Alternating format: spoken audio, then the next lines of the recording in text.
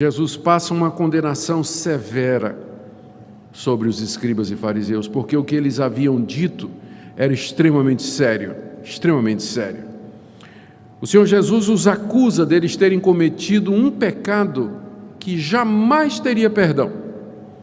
Deus não os perdoaria por aquilo que eles tinham dito, por aquela interpretação, e por dizer aquelas coisas diante da multidão, de que Jesus estava possuído pelo Deus das moscas, por Beelzebu, por Satanás, o maior dos demônios. Eles não seriam perdoados. Jesus começa com uma declaração que tem que receber a devida atenção nossa, que é uma declaração de boas notícias no verso 28. Ele diz: em verdade eu digo a vocês, que tudo será perdoado aos filhos dos homens, os pecados e as blasfêmias que cometerem. Aqui está o Evangelho, aqui estão as boas novas, que tudo será perdoado aos homens, todos os pecados que eles cometerem e todas as blasfêmias que eles proferirem. Todos os pecados, idolatria, feitiçaria, imoralidade, mentira, roubo, malícia, assassinato, maledicência, qualquer pecado, todo ele será perdoado por Deus aos homens. Deus vai perdoar todos os pecados, não há distinção, não há pecado que esteja fora do alcance do perdão de Deus. Essa é a boa notícia do Evangelho e você deveria receber com alegria. Há perdão para você. E não só pecados. Jesus diz aqui, até mesmo qualquer blasfêmia. Blasfemar significa falar mal de alguém. É isso que a palavra significa no original. Falar mal, insultar, ofender alguém. Jesus disse, até mesmo as blasfêmias serão perdoadas aos filhos dos homens, ou seja, blasfêmias contra Deus. Falar mal de Deus, negar a Deus, zombar de Deus, insultar a Deus, ofender a Deus. Mateus inclusive acrescenta, blasfêmia contra Deus e contra o Filho do Homem. Ou seja, mesmo as ofensas dirigidas a Jesus Cristo, ofensas dirigidas ao Filho de Deus, isso será perdoado aos homens. E essa de fato é uma boa notícia para nós pecadores, porque nós cometemos muitos pecados e nós dizemos coisas que não devíamos dizer. A boa notícia é essa, vou repetir: tudo será perdoado aos filhos dos homens. É claro que essa declaração não significa que no final Deus vai perdoar todos os homens e que todos serão salvos. Jesus não está ensinando universalismo aqui. Está implícito aqui que Deus vai perdoar todo e qualquer pecador que se arrepender. A ênfase aqui não é no universalismo, mas no fato de que uma pessoa arrependida, ela vai ser perdoada de qualquer pecado e blasfêmia que ela teria proferido e dito e cometido. O arrependimento de pecados e a fé em Jesus Cristo são claramente ensinados nesse Evangelho como sendo condição para a vida eterna. Nós vimos isso no começo do Evangelho, quando nós começamos a ver o Evangelho de Marcos, capítulo 1, verso 15, Jesus dizendo: o tempo está cumprido e o reino de Deus está próximo, arrependei-vos e crede no Evangelho. Porque sem arrependimento e crença e fé no Evangelho, ninguém vai ser salvo. E se você se arrepender e crer no Evangelho, todos os pecados e blasfêmias que você disse e proferiu serão perdoados. Essa é a boa notícia. Deus vai fazer isso. Mas, agora vem a má notícia. Existe um único pecado que Deus não vai perdoar.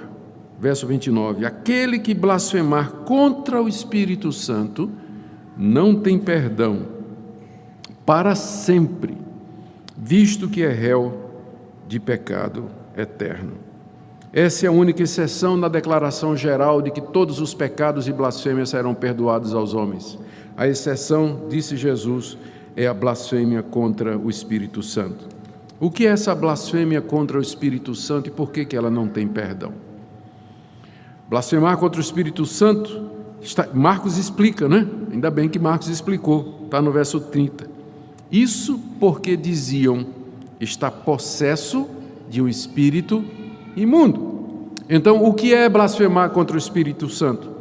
Significa declarar conscientemente que Jesus fez o que fez e que ele era o que era, porque estava possuído por um espírito imundo, que Jesus era um endemoniado, que ele fez aquelas coisas que ele fez pelo poder do diabo, que seus sinais e prodígios eram uma demonstração do poder maligno das trevas.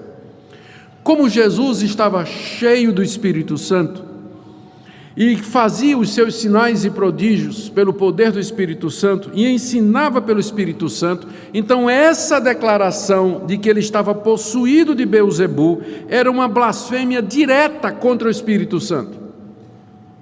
Era como se chamasse o Espírito Santo de diabo, era como se insultasse o Espírito Santo de ser o Deus das moscas, Beelzebu, aquela entidade pagã. Quem cresce isso e afirmasse isso, mesmo diante das evidências, como os escribas e fariseus, essa pessoa seria réu do pecado eterno, ou seja, culpado de um pecado cujo castigo haveria de durar por toda a eternidade, sem perdão, sem remissão, sem pausa, sem alívio, mas uma condenação e um sofrimento eternos. Essa é a blasfêmia contra o Espírito Santo. E por que isso não teria o perdão de Deus? A razão é que uma pessoa que chega nesse ponto de conscientemente declarar que Jesus era um endemoniado, ela já passou do ponto de conversão, humanamente falando. Já passou do ponto de conversão. Vou pegar um exemplo que me vem à cabeça aqui, não sei se vai ajudar, porque eu viajo muito, né? Então eu sei que na hora de decolar, o piloto tem até uma certa distância para alcançar uma certa velocidade. Se ele passar daquela distância e o avião não alcançou uma certa velocidade, ele não vai decolar.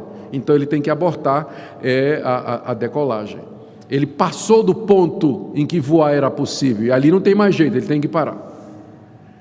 Então existe um ponto em que você resiste a Deus, um ponto em que você blasfema contra Deus, em que você ofende a Deus, e se você passar daquele ponto não tem mais volta. Cai em Romanos 1, por isso Deus os entregou. Deus disse, então está bem. Então quem faz isso, quem chega a esse ponto de dizer que Jesus era possuído por um espírito maligno, essa pessoa passou do ponto de conversão. Dali para frente não tem mais volta. Ela não vai se arrepender, ela não vai abrir os olhos, ela não vai querer voltar atrás. Dali para frente é só mais cegueira, dureza de coração, até que finalmente ela seja precipitada no juízo eterno, de onde não terá perdão. Essa que é a blasfêmia contra o Espírito Santo. Eu quero tirar várias lições dessa passagem para nós, queridos, já me encaminhando para a conclusão. Primeiro, o texto é muito rico. O que a gente pode aprender aqui? Sem dúvida, em primeiro lugar, a realidade do mundo espiritual que nos cerca. Por conta dos abusos que são cometidos por determinadas igrejas evangélicas, explorando toda essa questão de possessão demoníaca, libertação, quebra de maldições, guerra espiritual, a nossa tendência como reformados é ir para o outro lado e a gente simplesmente perde de vista que a Bíblia diz que essa realidade existe. O fato de que as pessoas usam o ensino bíblico erradamente, não quer dizer que não haja um ensino bíblico correto a respeito disso, e a Bíblia é muito clara sobre a realidade de Satanás, sobre a realidade de espíritos malignos que estão por detrás dos deuses que são adorados no paganismo. Ninguém se iluda, por detrás da idolatria, está muito claro aqui, com o uso de Beelzebu, para se referir a Satanás. Beelzebu era uma entidade pagã. Então é muito claro que por trás das religiões idolátricas e metidas com oculto, está a atuação de demônios. Não tem esse negócio de religião inocente, de gente inocente, não. Estão lidando com poderes das trevas. E nós precisamos estar conscientes disso. A nossa mente secularizada, da nossa sociedade ocidental moderna, ela tende a explicar os fenômenos todos à luz das explicações científicas. A gente simplesmente como que elimina de cara a possibilidade do sobrenatural.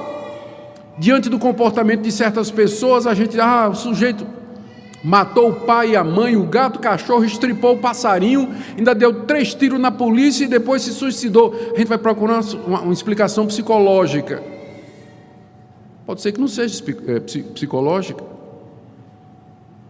Pode ser que tenha uma explicação sobrenatural, não é verdade? Para o comportamento de certas pessoas. Fulano de tal era um marido exemplar, fiel, isso aqui, de repente descobriram, o cara vem traindo a mulher não sei quantos anos. Ah, não, vamos explicar isso assim, porque o mundo está difícil, carência, né? Baixa estima e tudo mais. Sim, mas o mundo não é só feito disso aí. Existe uma realidade espiritual por trás do comportamento humano, dos movimentos das nações, das atitudes das pessoas, de tudo isso que a gente vê. A gente não pode perder isso de vista. A Bíblia nos adverte o tempo todo: diabo, vosso adversário, vigiai e orai. A nossa luta não é contra carne e sangue, mas contra principados e potestades. Essa é a primeira lição. Deus haverá de perdoar todos os verdadeiramente arrependidos. Eu não sei que tipo de pecado você cometeu, que tipo de bobagem você andou pensando, que tolice você disse, mas se você se arrepende verdadeiramente dos seus pecados e crê no Evangelho, que Jesus estava cheio, era do Espírito Santo e que Ele era o Filho de Deus, o Filho de Davi, o Redentor do mundo, há perdão para você.